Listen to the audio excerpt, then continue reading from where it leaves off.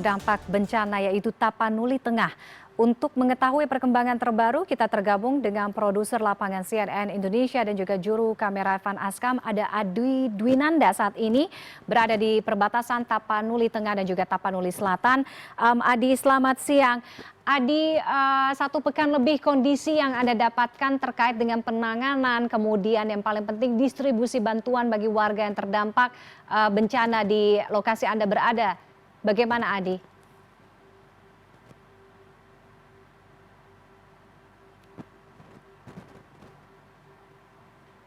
Bisa mendengar suara Anda dengan jelas karena memang kami dari hari pertama meliput di Tapanuli Tengah hingga Tapanuli Selatan ini kami mengalami kendala signal yang cukup parah begitu ya, karena kami hanya mengandalkan sinyal dari Starlink.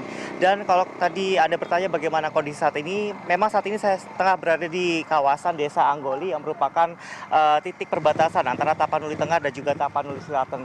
Sayang sekali Tiffany, kami belum bisa menembus ke area terdampak, salah satunya adalah di Desa Garoga di Tapanuli Selatan yang berdasarkan informasi terdampak cukup parah karena di jalan utama yang menghubungkan antara Tapanuli dan Tengah dan Tapanuli Selatan ini memang sedang dilakukan perbaikan jembatan. Jadi kalau misalkan Anda bisa melihat melalui visual di layar kaca Anda ini, kami hanya harus berhenti di titik sebelum dari jembatan itu sendiri, Tiffany, karena saat ini banyak sekali truk-truk material yang sedang melakukan perbaikan di kawasan perbatasan perbatasan Kabupaten Tapanuli Tengah dan juga Tapanuli Selatan.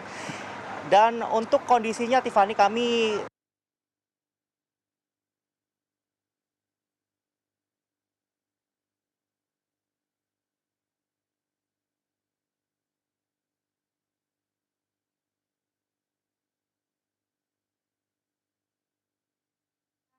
Terhubung? adanya Ya. sisa-sisa lumpur yang cukup tebal, kemudian masih adanya genangan yang cukup tinggi, dan juga banyak sekali masyarakat yang masih berdiam diri di rumahnya selama beberapa hari sebelum kemudian akhirnya.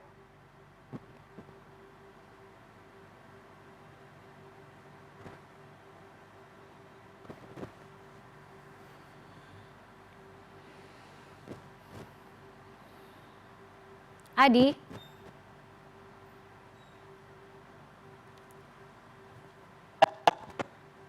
Ada di desa tersebut. Jadi ini harus menjadi perhatian tersendiri bagi masyarakat ataupun tim evakuasi, mengingat ini kondisinya masih cukup parah di desa-desa yang ada di Kabupaten Tapanuli Tengah ataupun Tapanuli Selatan ini, Tiffany. Karena di Tapanuli Tengah sendiri ini jumlah korbannya untuk di satu Sumatera ini cukup tinggi ya. Kalau misalkan kita mengacu pada data per kemarin, ini setidaknya 86 korban meninggal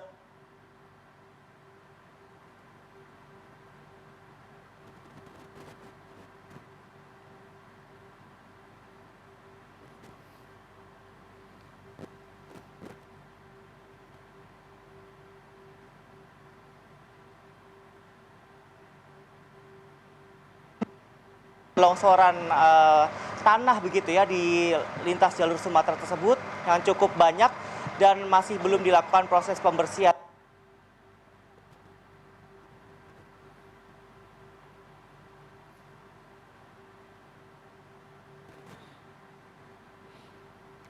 Baik, Adi.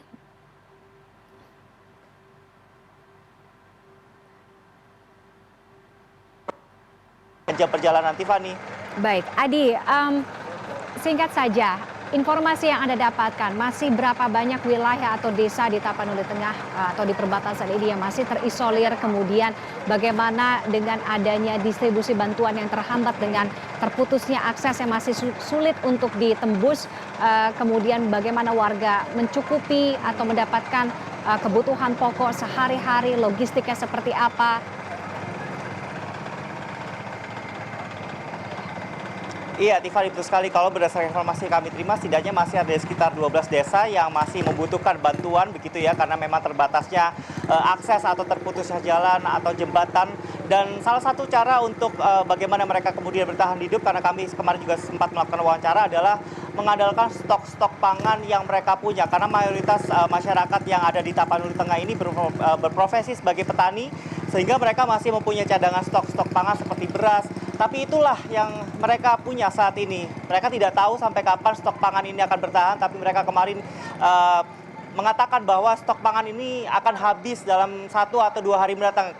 Sehingga mereka kemarin akhirnya memutuskan untuk mengevakuasi diri ke rumah-rumah saudara, bahkan mengevakuasi diri ke kabupaten-kabupaten yang mungkin mereka merasakan aman di situ dengan berjalan kaki, Tiffany. Hal inilah yang membuat kami tim peliput CNN juga merasa miris begitu ya dengan kondisi para pengungsi yang masih terbatas, karena untuk di Kabupaten Tapanuli Tengah ini seluruh pengungsi dari seluruh desa ini dipusatkan di Gor Pandan yang ada di Kecamatan Pandan begitu ya, tapi masih banyak sekali pengungsi swadaya yang ada di desa-desa yang masih mungkin terisolasi. Salah satunya adalah desa Tanah Bolon, kemudian ada desa Lopian begitu ya, dan di Tapanuli Selatan ini masih ada desa Garoga yang hingga saat ini infonya masih ada beberapa orang yang dikabarkan hilang. Tiffany.